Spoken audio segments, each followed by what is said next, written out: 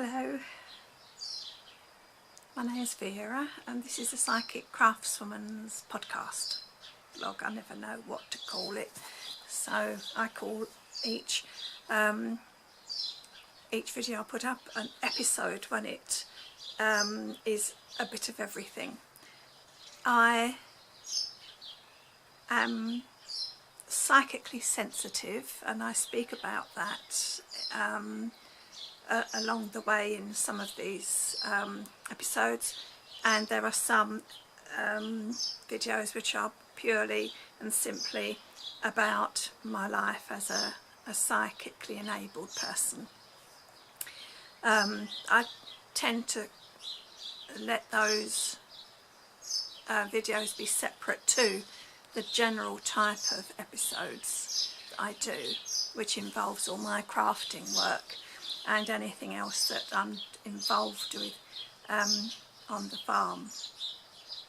I live in southwest France and we have a small 5-hectare farm. We were self-sufficient with food for a number of years, but life got in the way, which prevented us from being able to spend the time on the farm which needs to be spent if you're going to grow your own food. Something had to give our time had to be freed up, so sometimes you have to make choices which not the easiest, but have to be made for the benefit of everybody. It is as it is and you can't do everything. That is what we've learnt. I craft because it balances me. Being psychic and very sensitive, I can wobble, and I've been doing a bit of a wobbler lately. I don't know quite why, but I seem to have got a bit of brain fog on me, which I normally put down to fibromyalgia, which I talk about elsewhere. I've got a video coming out about fibromyalgia and how it is for me with that condition and how I manage it. And for 72 years of age I manage it very well, but just lately I've gone a bit slow, and I find the slower I get, the more slower I get. So I'm going, over the last few days I've gone there, and then I don't want to do anything more, and I want to rest and I want to sleep, and I go I feel my battery's been running down. Could be because of the weather, because it's been very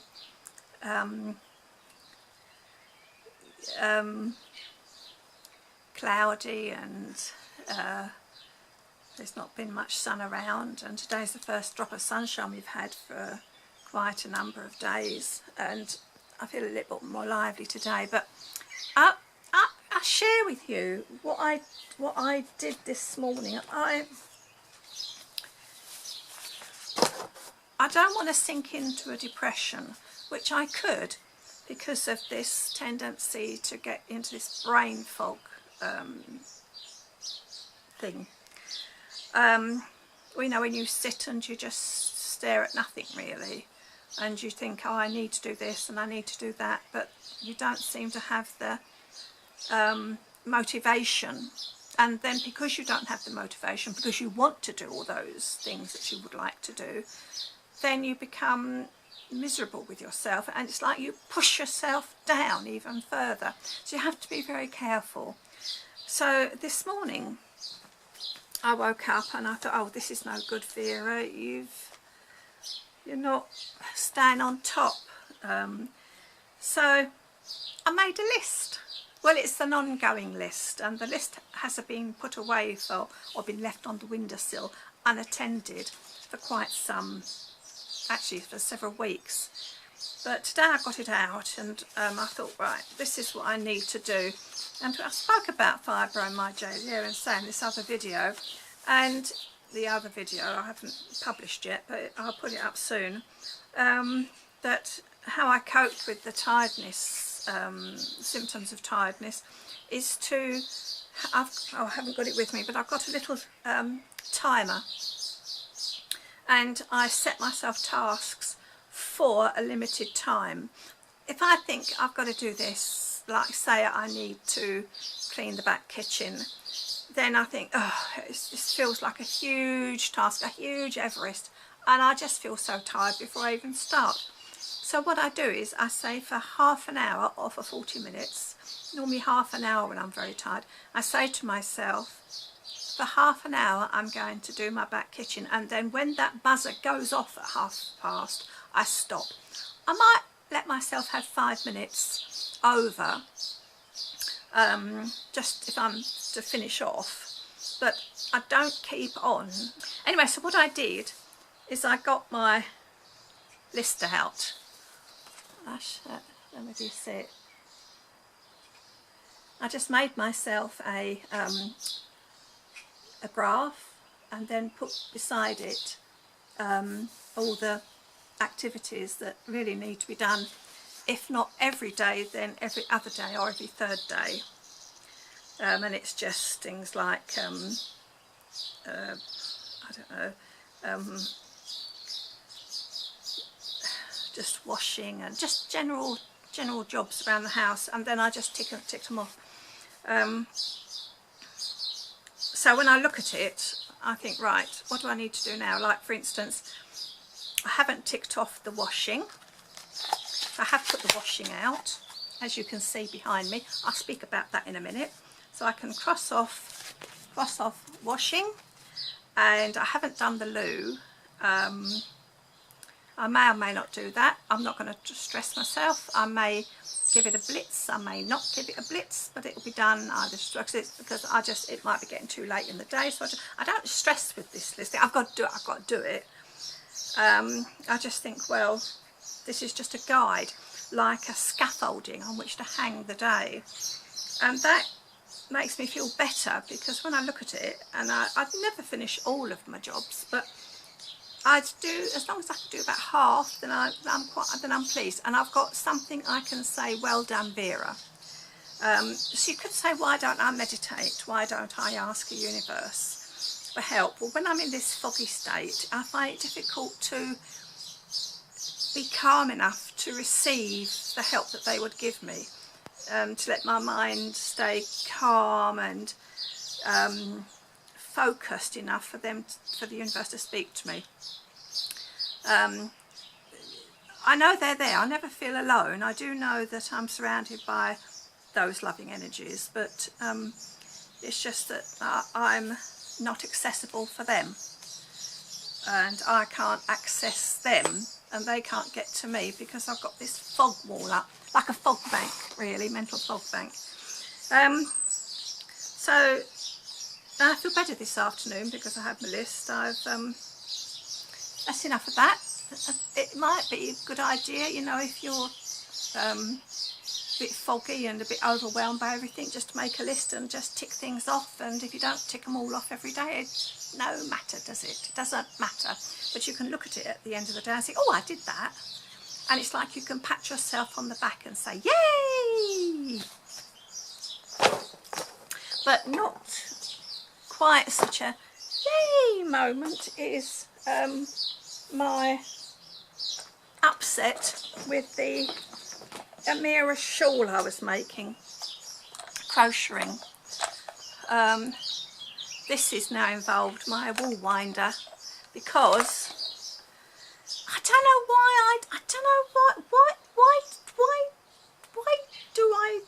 why did I carry on with it when I knew that it wasn't going to be an all right make at the end? Why?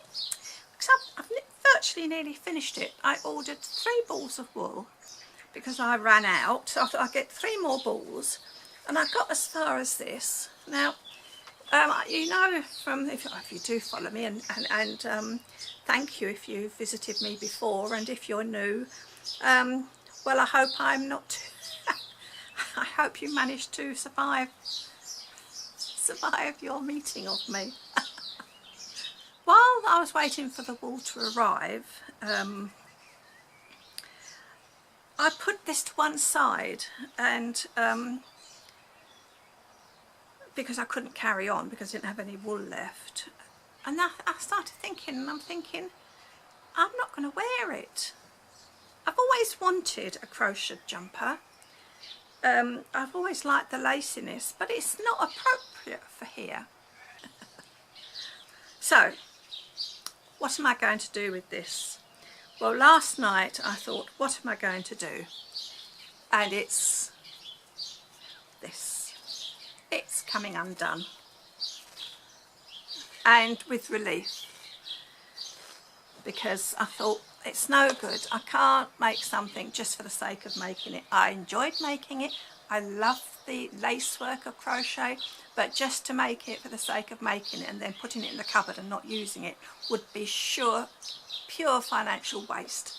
And then this is the ongoing Stylecraft jumper. This is knitting up all right. I knew it would. It's Stylecraft. I must admit some of the knitting's a little bit iffy. That's because I tend to be watching the videos on YouTube when I'm knitting it, so not paying attention. It's my fault, not the fault of the wool. I don't notice if I can split a stitch when I'm putting a needle through the stitch. Stylecraft does do that a little bit. It does split a little bit. And there are a couple of split stitches through the body.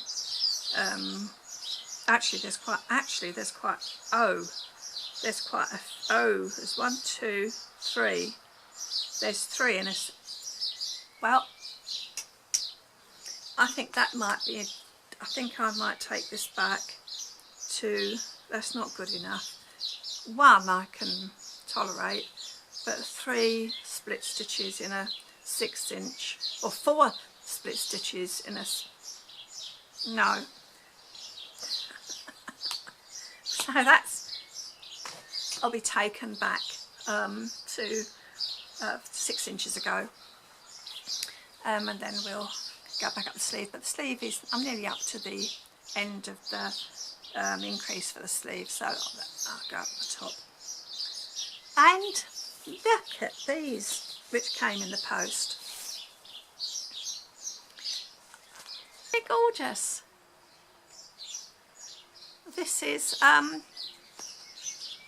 King Cole Curiosity double knitting. It's acrylic, 100% premium acrylic, 524 yards, 480 metres. I think they say it's 150 grams, I think. And it's called Sunset. And what I like about this, and if you noticed in the video just now, that each ball is not the same. It's the same colours, but in different quantities. There are different quantities of the colours within each ball. There we go. And this is the one I've been working my way through. And what I'm making of this is lots of little squares. And it was my theory that if I started making some squares with this wool, that as I went through the colours, then the squares, some squares would graduate in colour, not heavily, but there is a definite change of colour. Like in this one, we're going to the cream colour, so it's a little bit, it's not such as dark as that piece of the wool. But these are the colours I've got so far. What I'm making is a lap blanket for my rocking chair.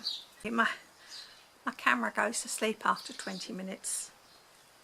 I know the feeling. It's on its own timer, isn't it? Like I am. 20 minutes, I'm going to go asleep. Anyway, I just switched it back on. Anyway, that's the thing. I'm going to make, it's Sandra Paul. Oh shit, I don't think I've made a note of it in my workbook yet. just a minute. Yeah, it's the Battenberg blanket by Sandra Paul. It's a free pattern on Ravelry, and she's got tutorials about how to make it. At Cherry Heart's Crochet Corner, or www.cherryheartcrochet.co.uk is where you can find the pattern, or on Ravelry. I'll leave the information in the notes below. But I like the way that she made it, and I've got to find another colour to tone with these, because you don't sew the colours together. You have another colour that separates all of these colours. But it's a joy to make. It's lovely wool, and she loved making it, and I can understand why. There's something about little squares. Perhaps it's because they only take how long? About 10 minutes to make. And so you start and finish. So you've always got a finish when you start one, because it's so quick. It's only 4 rows. So yeah, I do like this wool. As I say, because of the versatility of the colourway, because it's giving me a lot of different colours. I love the name of the sunset, and I was hoping to find a toning wool of the sunset colour. There's lots of colours in a sunset, isn't there? But I think I'll be going more for the blue than any of the brighter colours, the darker blue, like denim, for the middle colour. Love that. It's so far so good. That looks like I'm not going to unpick it. It's an unpicking day. I think that's right. So on Saturday, no sewing can I speak about, because Lester is still taking all my cutting table up. He was supposed to have the end of the cutting table to set his new computer up on, all the bits, because he's assembling it all himself, but all the bits is gradually edged his way along the table. I did put a video of this in my last episode, so I can't really have the urge to sew, because I can't get to it. It's so full of his bits. No, not to worry, you know, it's good that he's doing the computer. He did need it. His other one was going to blow up at any time soon, and he does need it for work, so I'm not cross with him. Oh. We went down to Tarbes, just about 35 minutes away, to get some bits and pieces, some cables and that he needed on Saturday. And while we were there happened to be a fabric shop, a tissue it's called in French, nearby to the computer shop. So I went in and had a browse. I bought 3 pieces of fabric. This one, I don't think you can see it properly because it's got like a little flower, little design all over it, and 2 other pieces, but they're waiting to be washed, and I think these 2 will be making the same type of top, which is a loose top. I'm hoping that one will give me long sleeves, but this one I don't think I've ordered. The pink I haven't ordered enough to make long sleeves. I need long sleeves because when I'm out in the sun outside, that I need to have my arms covered up, and most of my things are short sleeved, so my arms burn. Well, they don't burn too much, they just go a little bit red and then I go brown, but it frizzles my skin up being out in the sun, and my skin at this age does not need to be frizzled any more than what it has become over the years. The other 2 pieces I bought when I went into the shop, because I haven't been in a fabric shop for years, and because I can get you can get overwhelmed with. I had a limited amount of time, and Lester needed, I left him in the car with his mobile phone so he could look at the news and read his book on the phone, but I couldn't be in there for long, in the shop for long. And as I went in, there was one piece of fabric caught my eye, it went, and then as I walked through, another fabric caught my eye, it went. And I walked around the shop to continue having a look, but I think in future, when I go into the shop again, as I no doubt will, I will switch on my intuitivity and just let the fabrics choose me. This one didn't choose me, this one on the end, that one didn't choose me, but I think it'll be all right. I chose it, and when I thought about it afterwards, I thought, well,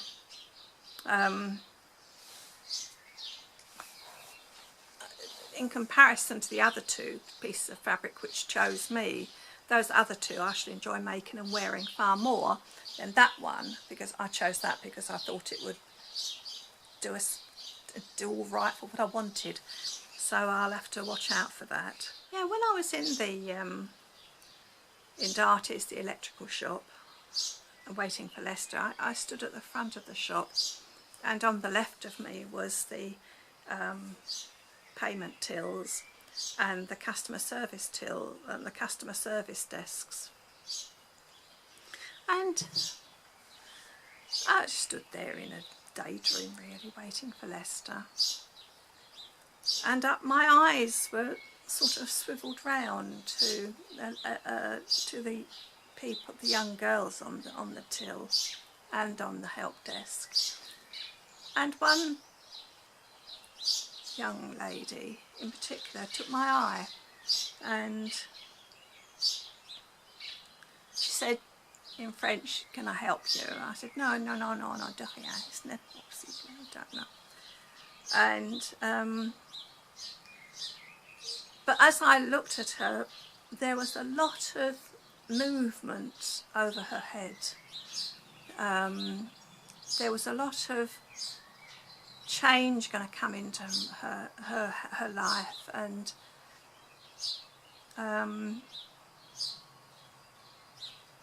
probably a baby, possibly two, but maybe one will have difficulties but would be all right. But I couldn't go and speak to this about her. How can I walk into a busy morning, Saturday morning in the shop when there's queues of customers, and say all this to her, and especially saying it to her in French? So all I could do, really, having this feeling of change all around her head it was, I just sent her a quick blessing. Lester was coming out of the shop, so I couldn't do it for very long, but when I got home, I sent out asked a prayer of the universe and asked for help for her, and I love doing that. Well, when we went out for a meal the other day, we went out for a drink in the local bar, but they were putting a meal on. Actually, it was a very good quality meal for €5. Very wonderful little meal it was. But no, we decided to stay for the meal. We hadn't had anything to eat much all day, and this gentleman came and sat beside us, and I don't think I've hardly ever seen anybody quite so lonely as he was. He looked so lost and alone, and being empathic and psychic, I was like just aware of all of this with him. He didn't say much. We didn't strike up a conversation because we were going to be leaving. We weren't going to be staying for the evening. We just had our food and then left.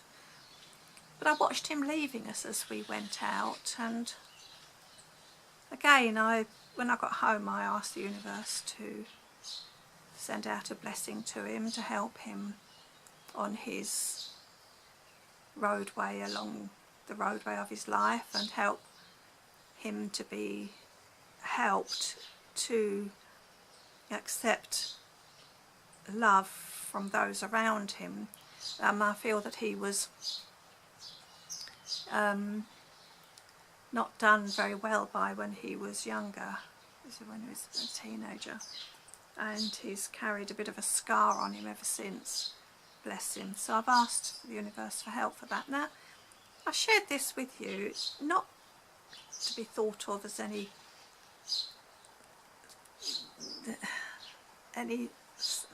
somebody who is special, or you might be thinking, oh, what is she going on about, and you've decided to fast forward the video or finish it off completely and go look at other people's videos.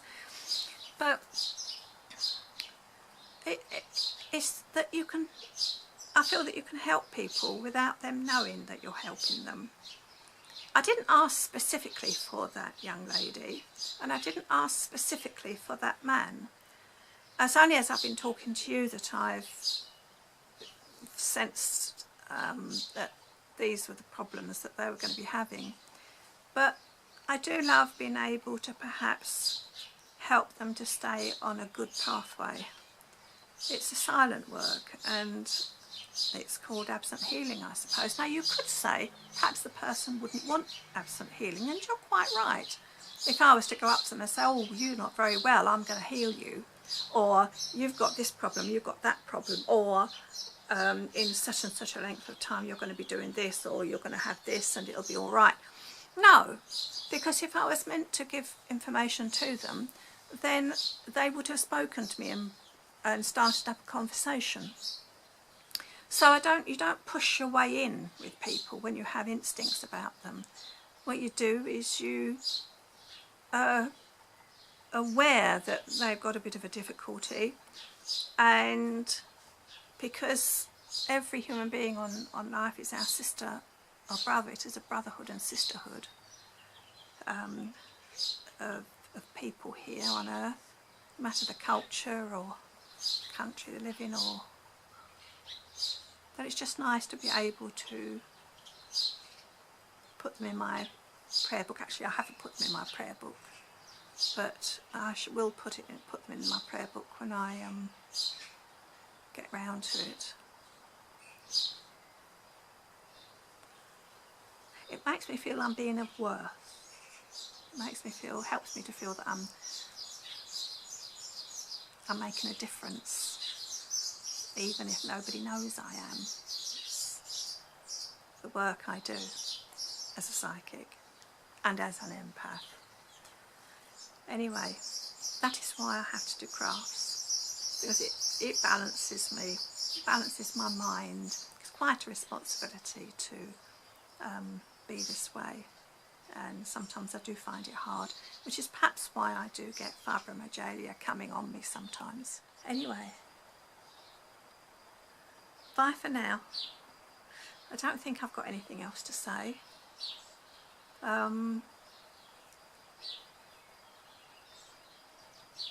Just bless you all, and thank you for watching. Bye.